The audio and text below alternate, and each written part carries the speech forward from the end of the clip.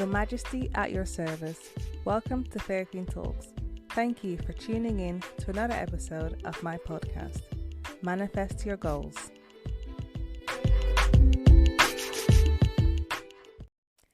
We made it to March, spring is around the corner, and we're heading towards the first quarter of the year. The shops here in the UK are already stocking up the Easter chocolates, and I had to remind myself of the goals I had set for this year, which is to not snack on junk food unnecessarily. It has literally took me a week to finish my Valentine's Day snacks. The 2020 version of me would have finished it within an hour because I used to binge on snacks. However, with this whole new year, new me energy, I've been able to introduce consciousness and self-control in this department of my life. Speaking of goals, how are you getting on with your own goals?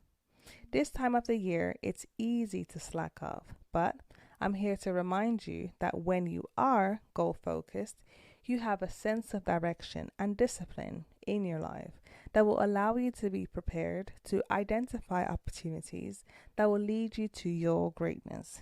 And this is what I want for you. In the world of motivation and goals, you will often hear the word manifestation. On this episode, I want to explore the idea of manifesting your goals and dreams.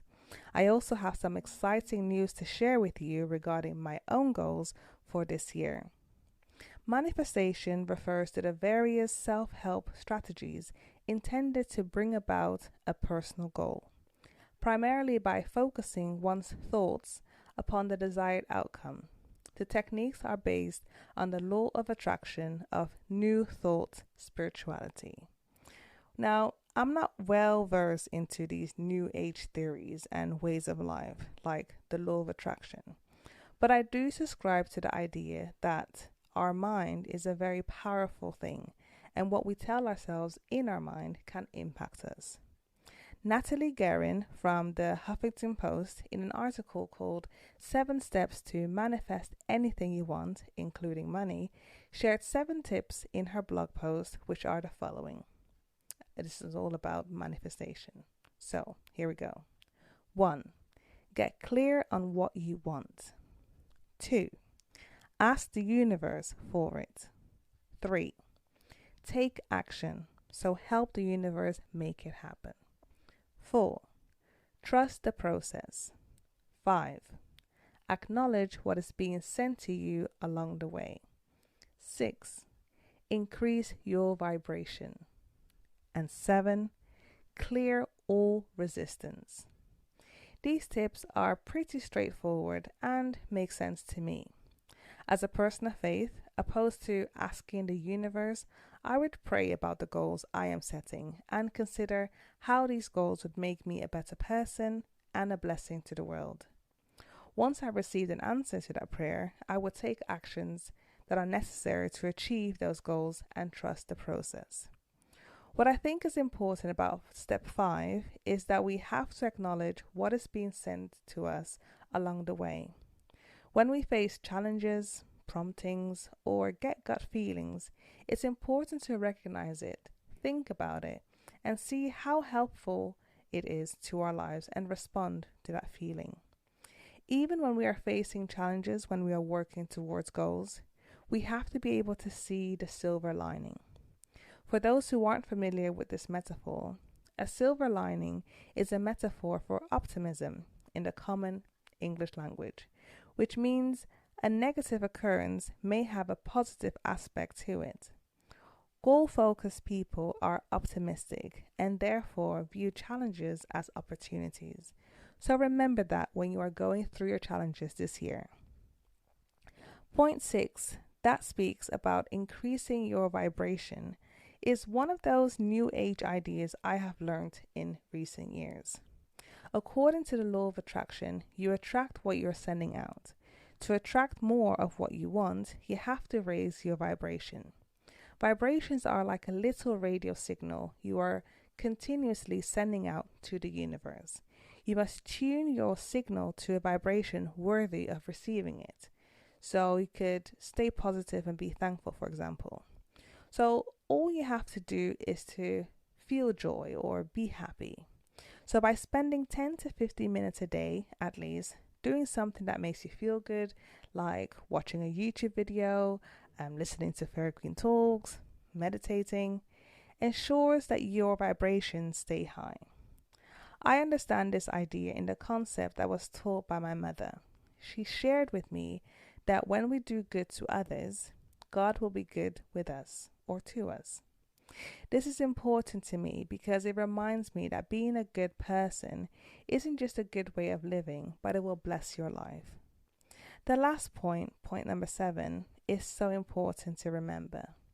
We have to clear all forms of resistance, especially internal ones, like feelings of doubt, pain, procrastination, frustrations, anxiety, fears, regrets, and resentments. These are all forms of resistance. By letting go of those things and recognizing it as an enemy to our progress, we can combat those feelings and let them go like a bad habit. I would say that I can be a confident person, but at times I do suffer from anxiety, and it manifests itself in the weirdest ways.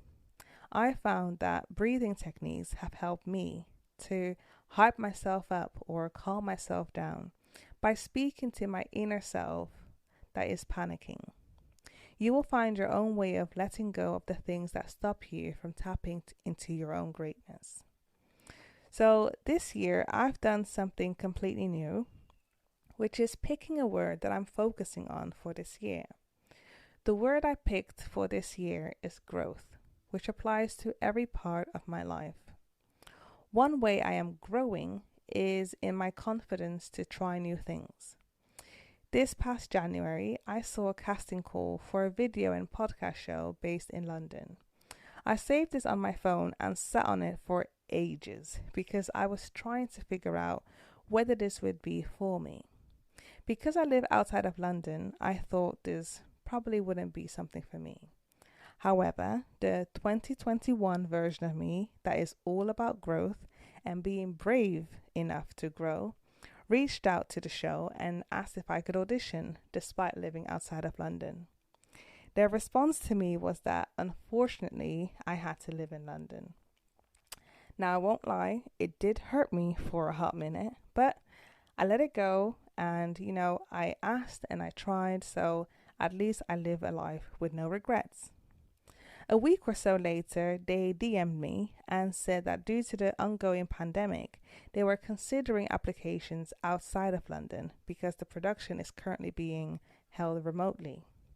I jumped at the opportunity and I'm now in the final stage of the casting process, which means I can participate in 9 episodes, after which I will find out whether I made the final cut.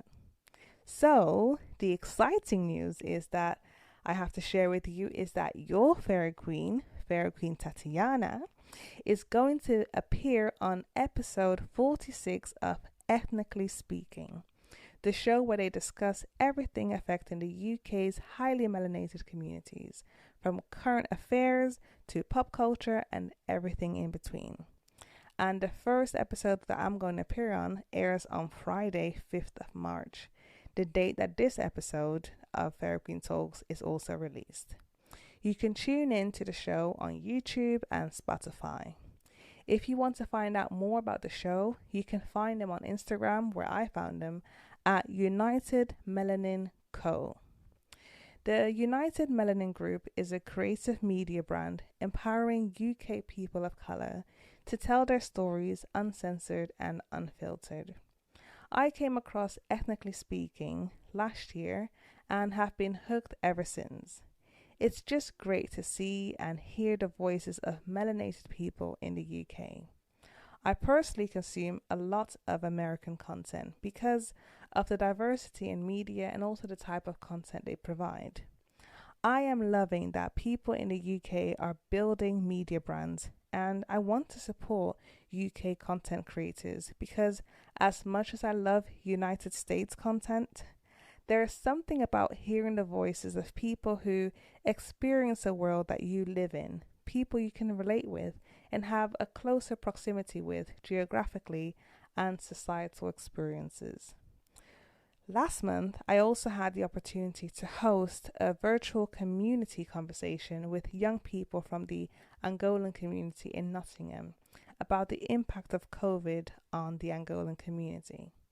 The conversation was so insightful and representative of the variety of views, which was really refreshing to hear. This was in partnership with the Nottingham Equal and Angolan Women Voice Association UK. If you go on my YouTube channel, Fairy Queen Talks, and look on my playlist, you'll be able to find all the projects I do outside of Fairy Queen Talks. What I've learned in the first quarter of setting my goals and now being in a place that I'm growing and being intentional is that we can literally achieve so much from home. We may be limited to what we can do outside of our homes because of the pandemic, but we are blessed to live in a world where the possibilities and opportunities are unlimited in our homes. My intention for my podcast this year was to become open to the idea of connecting with other podcasters, and this year you are seeing me and hearing my voice with other amazing individuals and organizations. I will continue tapping into my greatness from home, and it is my hope that you are doing this too. I would love to hear from you and see how you're getting on with your goals at the end of this quarter. So feel free to communicate with me on Instagram at fairyqueentatiana or send an email to fairyqueendom@gmail.com.